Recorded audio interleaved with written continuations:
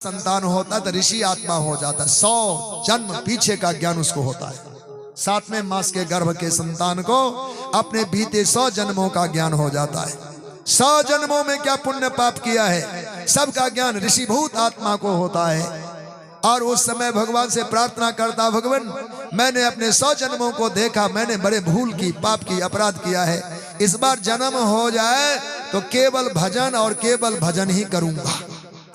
भगवान कहता है ठीक है, तुमने समझौता कर लिया, अच्छा ही बताया, करना, जरूर करना, जरूर करना।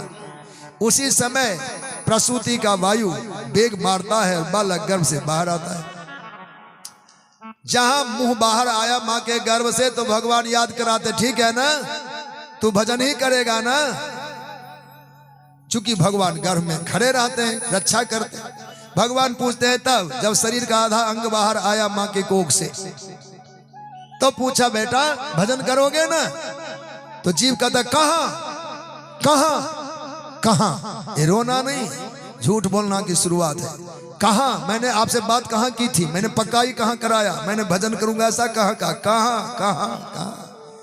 और सारी बात पर पानी फेर दिया। एक सांस धरती का लेते, इतनी मिलावट है यहाँ। प्रदूषण कहां ढूंढते हो, सांस सांस में प्रदूषण है, इतनी गंदगी है। विचार मलिन हो गया तो क्यों नहीं हम डूब जाएंगे संसार में, पतन क्यों नहीं होगा हमारा। इसलिए साधु संत महात्मा शास्त्र पुराण हमको जगा रहे, भूलो मत, समय आ गया है, बहुत कम समय है, कल्याण की ओर बढ़ो, आत्मा के हित में लगो, राम राम करो, कथा पुराण सुनो, सत्संग और सेवा करो, ये खास बातें हैं। तो भगवत कृपा से 16 वर्ष बाद भगवान शुक मां के गर्भ से प्रकट हुए, पर प्रकट होते ही वो नाल पुराण समेत वन को चले गए। व्यास जी पीछे पीछे लगे, पुत्र पुत्र पुत्र पुकारते रहे, पर वह लौटे नहीं। वृक्षों में उनकी आत्मा का विकास विस्तार हो गया। मानो सुखदेव की जगह आज पैरों ने ही बोलना आरंभ कर दिया, ए बाबा, ए व्यास जी, कहां आप पीछे लगे, लौट जाओ।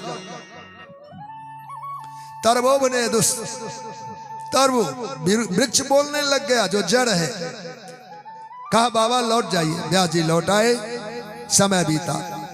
अब करे तो क्या करे, उनके पास जो साधन था वो सब उन्होंने बांट दिया। किसको देते? जिसका बारिश नहीं होता अपनी संपत्ति को जगह लगा के जाता है। व्यास जी को बालक तो जन्म लिया पर रुका नहीं, रहा नहीं, तो क्या करते?